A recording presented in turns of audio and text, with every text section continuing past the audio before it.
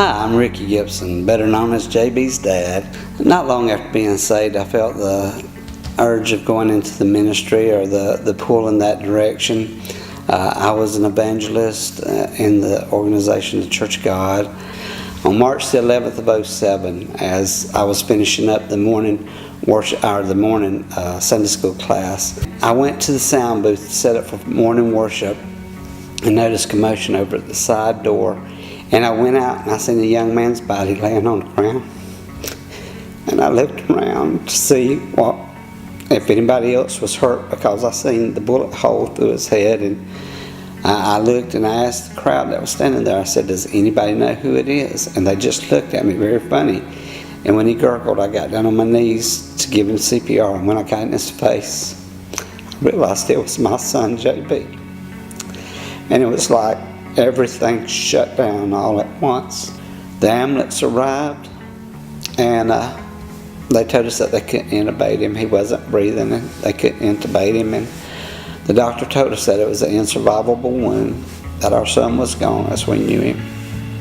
They took him back, and about 45 minutes or so, they came back in and said, when we oxygenated him, his heart started back beating. And we're not trying to give you any hope. Said it's not going to last, it's just a muscle reaction. I said, what I see through my natural eyes is I have a dead son. I said, but I've been praying. I said, God, help my unbelief.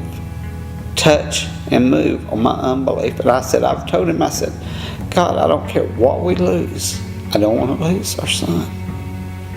They came in and told us after several CT scans that Jonathan had suffered a massive stroke of what little bit of frontal lobe he did have, and that he was totally paralyzed on his right side.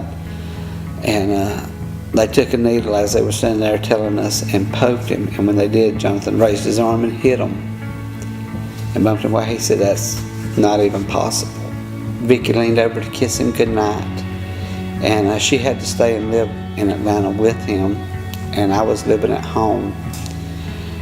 And when she leaned over, her cell phone fell on his chest, and he took and moved his hands and got her cell phone and pulled it up on his chest, and he texted, I understand.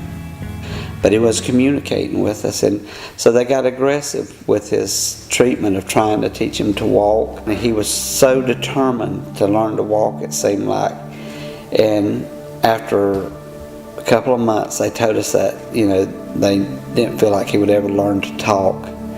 But he said, Mama. The rest is pretty much history. It's just been a day by day. It's a marathon. It's not a sprint. And as all of these situations took place, it just seemed like it got more piled on the wagon than I could handle, and fear just really gripped me. It seemed like I had gotten to the point I had so much fear that I would be so nervous if my wife went to town that I would call very frequently. I would want to know where she was at, how long it was going to take. If we stopped at a store and said, hey, I'm going to go in and get a drink, and you went in and it took a little longer because you might have had to go to the bathroom, I would actually feel like I was having a panic attack. The great thing is, I finally prayed through about it. I finally seen what Ricky really was becoming. He wasn't really serving God. He was in the way, literally in the way of what God wanted to do. And he showed me how to get out of the way.